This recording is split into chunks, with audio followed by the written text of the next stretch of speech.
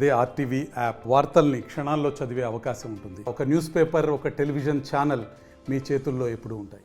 తెలంగాణ బలిదశ ఉద్యమంలో కీలకంగా వ్యవహరించి తెలంగాణ రాష్ట్ర సాధనలో తమ పాత్రను పోషించినటువంటి తెలంగాణ ఉద్యమకారుల సంఘం రాష్ట్ర అధ్యక్షుడు సీమా శ్రీనివాస్ ప్రస్తుతం మనతో ఉన్నారు. అసలు వాళ్ళ డిమాండ్ ఏంటి అనే విషయాలు అడిగి తెలుసుకుందాం. సార్ చెప్పండి, అసలు ఏంటి ఈరోజు తెలంగాణ ఏదైతే ఉద్యమకారుల సంఘం అధ్యక్షునిగా ఈ రాష్ట్ర ప్రభుత్వానికి మీరు ఏం డిమాండ్ చేయబోతున్నారు లేదా ఏం కోరుకోబోతున్నారు? ఈరోజు వరంగల్ పార్లమెంట్ నియోజకవర్గ తెలంగాణ ఉద్యమకారుల ఫోరం ఆధ్వర్యంలో ప్రీతం ముఖ్యమంత్రి రేవంత్ రెడ్డి గారికి కృతజ్ఞత సమావేశం చేపడుతున్నాం. ఎందుకు కృతజ్ఞతలు అంటే గత 10 సంవత్సరాలు మాజీ ముఖ్యమంత్రి కేసీఆర్ గారు తెలంగాణ ఉద్యమకారులు పూర్తిగా విస్మరించడం జరిగింది. గత 6 సంవత్సరాలుగా తెలంగాణ ఉద్యమకారుల ఫోరం ఆధ్వర్యంలో డాక్టర్ రామకృష్ణ గారు వరంగల్ జిల్లా చైర్మన్, అదేవిధంగా రవీంద్రన్న గారు హన్మకొండ జిల్లా చైర్మన్, జ్యోతిరెడ్డి గారు మహిళా సంఘం అధ్యక్షులు అందరం కూడా ఇక్కడ వరంగల్లో ఇది 6వ ప్రోగ్రాం మేము చేయటం.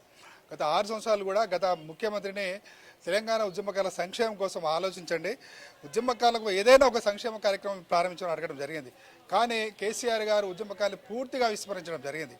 అయితే Congress party manifesto committee chairman Revanth Reddy గారిని మేము కలిసి కనీసం మీరైనా ఉద్యమకారుల కోసం ఆలోచించని చెప్తే 6 గ్యారెంటీ హామీలలో 250 గజాల స్థలాన్ని ఉద్యమకారులకు ఇస్తామని పెట్టడం జరిగింది. మొన్న ప్రజాపాలన కూడా తీసుకోవడం జరిగింది, ఎఫ్ఐఆర్ కేసులు అయితే వాటి మీద. అయితే ఈరోజు రేవంత్ రెడ్డి గారికి ఏ విజ్ఞప్తి చేస్తున్నారంటే, మీరు 250 గజాల స్థలాన్ని పెట్టేందుకు ధన్యవాదాలు తెలుపుతున్నాం. ఇలా ఉద్యమకారులందరూ కూడా మిమ్మల్ని ఉద్యమకారుల ఆత్మీయ బంధువుగా భావిస్తున్నారు, స్వాగతిస్తున్నాం. కానీ కొంతమంది మీద కేసులు లేవు, వాళ్ళకు కూడా వర్తించేట ఎవరైతే ఉద్యమం చేసి కేసులు లేకుండా ఎఫ్ఐఆర్ కేసులు లేకుండా ఉన్నారో వాళ్ళని కూడా గుర్తించమంటున్నాం.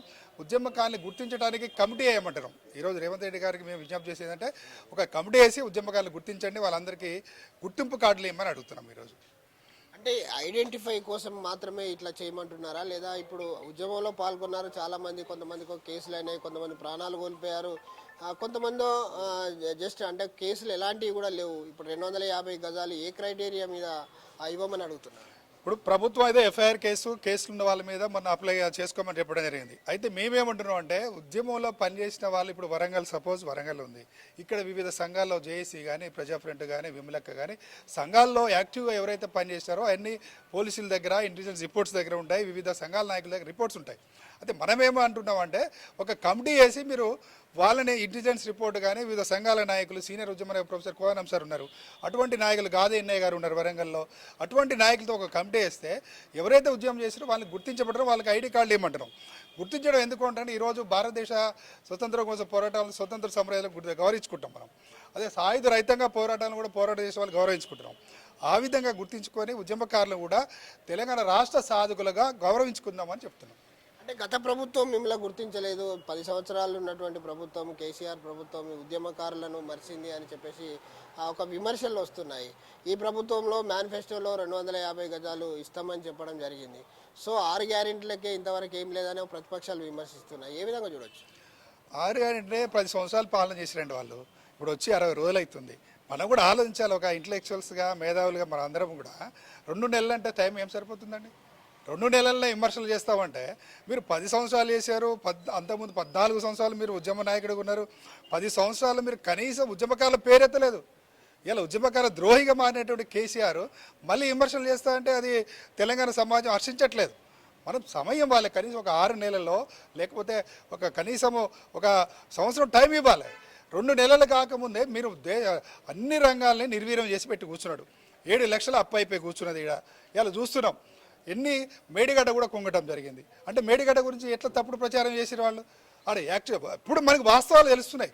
ఈ 10 సంవత్సరాలు కూడా కేసీఆర్ గారు మనల్ని మోసం చేసాడు, తెలంగాణ ప్రజలందరినీ కూడా వాస్తవాలు తెలియకుండా మభ్యపెట్టిండు మనల్ని. ఇప్పుడు వాస్తవాలు తెలుస్తున్నాయి. ఇప్పుడు కాంగ్రెస్ పార్టీ అధికారం రాగానే ఇప్పటివరకు ధ్వంసం చేసిన అన్నిటిని కూడా మళ్ళీ పునర్నిర్మాణం చేసుకోవాలంటే టైం పడుతుంది. కాబట్టి కనీసం 2 నెలల్లో మనం విమర్శించడం పద్ధతి కాదు. అన్ని రాజకీయ పార్టీలకు ఒకటే అడుగుతున్నాం, మీరు సూచనలు ఇవ్వండి, ఏం చేయాలో ప్రజాప్రభుత్వానికి సూచనలు ఇవ్వండి. ఎంత దౌర్భాగ్యం అంటే, కనీసం ముఖ్యమంత్రి ప్రజలను కలిసేవాడా? ప్రజాభవన్కి, వాళ్ళ ప్రగతి భవన్కి ప్రజల్ని వచ్చేవాళ్ళని రానిచ్చేవాళ్ళ? ఈరోజు ప్రతి ఒక్క ప్రజలు స్వచ్ఛందంగా పోయి చెప్పుకుంటారు, కనీసం వింటున్నారు కదా. ఈ ప్రభుత్వం ప్రజల సమస్యలు వింటుంది. మరి 10 సంవత్సరాలు కనీసం ముఖ్యమంత్రి ప్రజలను కలిసేవాడు కాడు, మంత్రులు కలిసేవాడు కాడు, ఉద్యమకాలు అయితే అసలు మా పేరే ఎత్తలేదు. మరి ఎట్లా దాన్ని మనం కాబట్టి వీళ్ళు ఈ విమర్శలు మార్చుకోవాలని కూడా ఉద్యమకాల ఫోరం తరఫున డిమాండ్ చేస్తున్నాం. చూడొచ్చు, ఏదైతే తెలంగాణ ఉద్యమంలో మనం చూసినట్టయితే ఉద్యమానికి సంబంధించి చాలా మంది దగ్గర కేసులు అయ్యాయి, ఎఫ్ఐఆర్లు కొంతమందికి లేవు.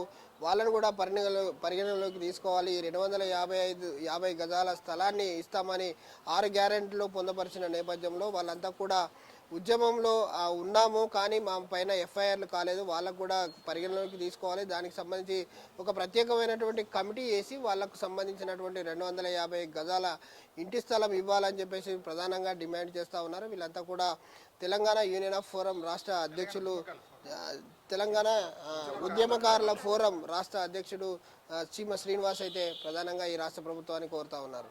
కెమెరామెన్ రాజుతో విజయసాగర్, RTV న్యూస్, వరంగల్. మరిన్ని వీడియోస్ కోసం ఛానల్ ని సబ్స్క్రైబ్ చేయండి, లేటెస్ట్ అప్డేట్స్ కోసం వాట్సాప్ ఛానల్ ని ఫాలో చేయండి అండ్ లింక్ డిస్క్రిప్షన్ లో ఉంది.